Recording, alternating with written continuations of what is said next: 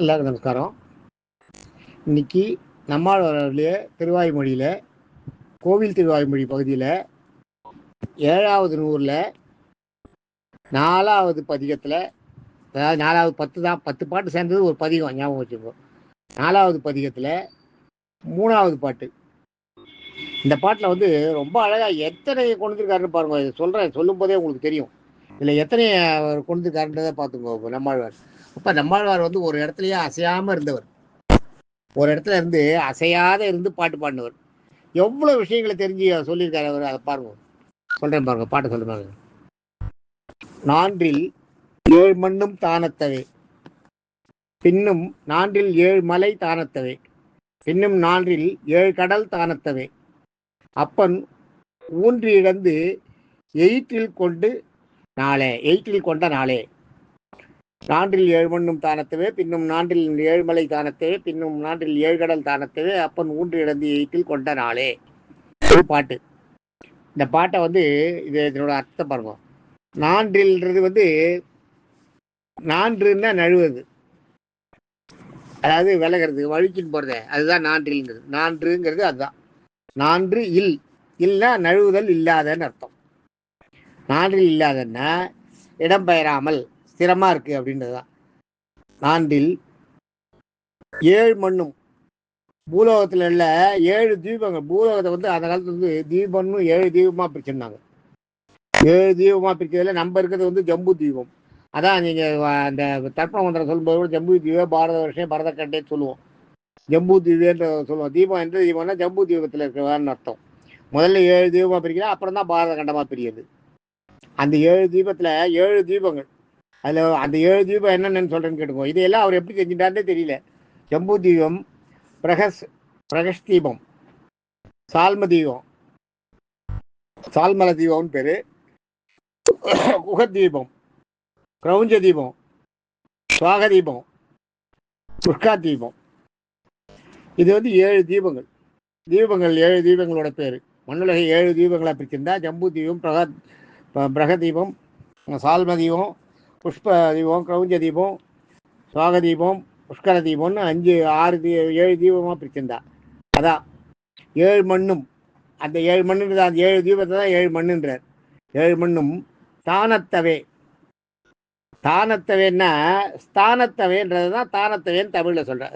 எடுத்துகிட்டு சொல்கிறேன். இதில் ஸ்தானம்னா அதான் ஒரே இடத்துல இருக்கிறது. அந்தந்த அதாவது எங்கெங்கே இருக்கணுமோ அந்தந்த இடத்த விட்டு நகராமல் இருக்கிறது, அசையாமல் இருக்கிறது தான் ஸ்தானத்தவே. ஸ்திரமாக இருக்குன்றமே அதுதான். அந்தந்த ஸ்தானத்தில் அது இருக்கான். அவன் இருக்க வேண்டிய இடத்துல அசையாமல் இருக்குன்னு அர்த்தம். பின்னும் நான்றில் 7 கடல் தானத்தவே.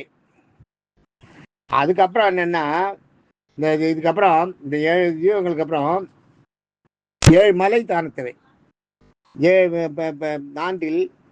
நான்றில் சொன்ன இல்லையா, நழுவுதல் இல்லாத 7 மலைகள் தானத்தவை.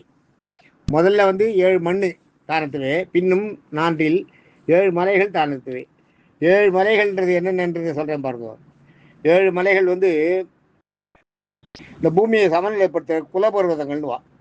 குலபர்வதங்கள்ன்றது 7.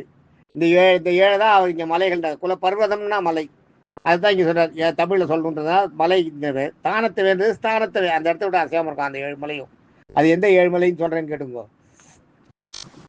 மகேந்திரமலை 1, மலையமலை, சக்கியமலை, சுக்திமான், ரிக்ஷவத், விந்தயமலை, பரியாத்ராமலை.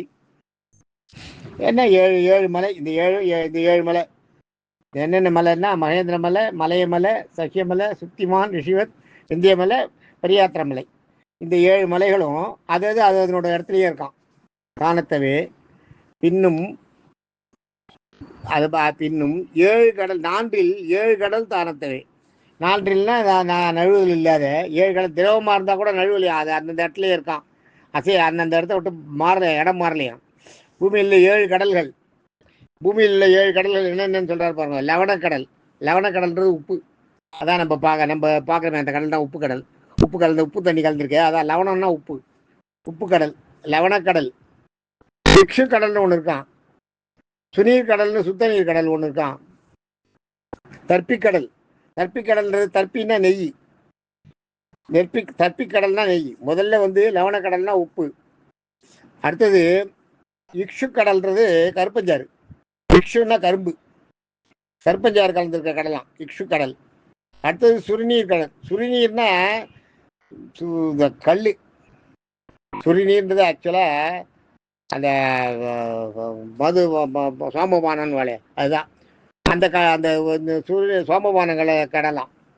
அதுக்கடுத்தது தற்பிக்கடல். தற்பின்னா நெய், தற்பிக்கடலாம். அடுத்தது அதுக்கடுத்தது ததிக்கடல். ததின்னா தயிர். சதிபாண்டவன் கதைன்னு வரும் பின்னாடி, அது இதில் பாரதத்தில் வரும் சதிபாண்டவர்கள் கதைன்னு. தயிர் தான் ததிக்கடல். ததிபாண்டம்னா தயிர் வைக்கிற தாழின்னு அர்த்தம், ததிக்கடல். அடுத்தது சிறக்கடல். சிறக்கடல்ன்றது பார்க்கடல். பார்க்கடல் தான் சிறக்கடல் தான். சிரம்னா பால். அடுத்தது ஜலக்கடல். ஜலக்கடல்ன்றது தண்ணீர், சுத்த ஜலக்கடல். இது 7 கடலாம். இந்த 7 கடலும் திரவ வடிவத்தில் இருந்தால் கூட அசையாமல் இருக்கான். இது 7 கடல் வந்து இப்போ நம்ம பூலகத்துலேருந்து வைகுண்டம் போகிறதுக்குள்ள 7 கடலை பார்ப்போம். அதை சொல்கிறேன் இங்கே. 7 கடலும் தானத்தவை. இந்த 7 கடலும் அசையாமல் இருக்கான். திரவ வடிவில் இருந்தால் கூட கவுந்து கொட்டாமல் அப்படியே ஸ்திரமாக இருக்கான். அதுதான் சொல்கிறேன் இங்கே. 7 கடல் தானத்து, 7 மலை தானத்து, 7 கடல் தானத்து. அப்பன் ஊன்றி இடந்து. அப்பன்றது வந்து பெருமாள் ஸ்ரீமன் நாராயணன்.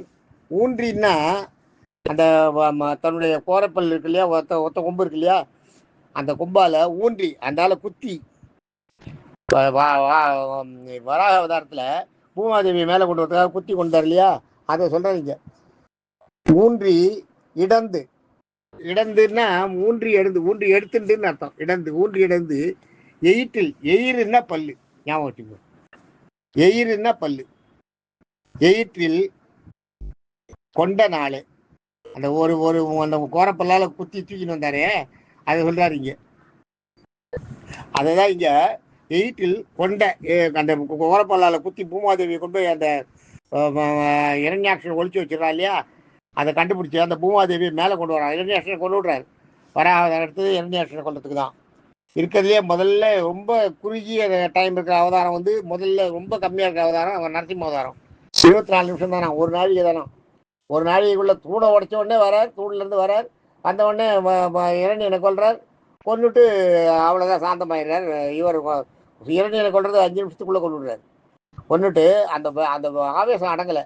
அந்த ஆவேசத்தை பிரகலாதன் தான் அடக்கிறான். பிரகலாதன் நடக்கும்போது அதை அடக்கி எல்லாருக்கும் ஆசீர்வாதம் கொடுத்துட்டு மறைஞ்சிடுறாரு. அவ்வளோதான். லட்சுமி நரசிம்மனா பிரகலாத நரசிம்மனா காட்சி கொடுத்துட்டு மறைஞ்சிடுறாரு. அதோட அந்த அவதாரமே முடிஞ்சு போச்சு.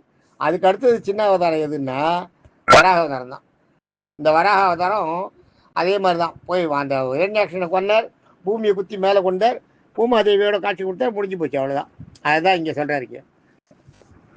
அப்பன் ஊன்றி இடந்து எயிற்றில் கொண்ட அந்த மூக்கால அந்த கோரப்பல்லால் குத்தி மேலே கொண்டு வந்த நாளே. நாளேன்றது வந்து இந்த இடத்துல என்னன்னா அற்புதம்னு அர்த்தம்.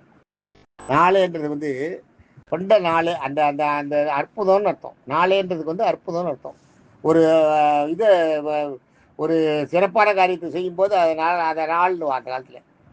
நாள்ன்றதுக்கு வந்து ஆக்சுவலாக சிறப்பான காரியம் தான் நாள். அதனால் இன்றைக்கி அதனால தான் நான் ஒவ்வொரு எல்லாம் நல்ல நாளேன்றாலே.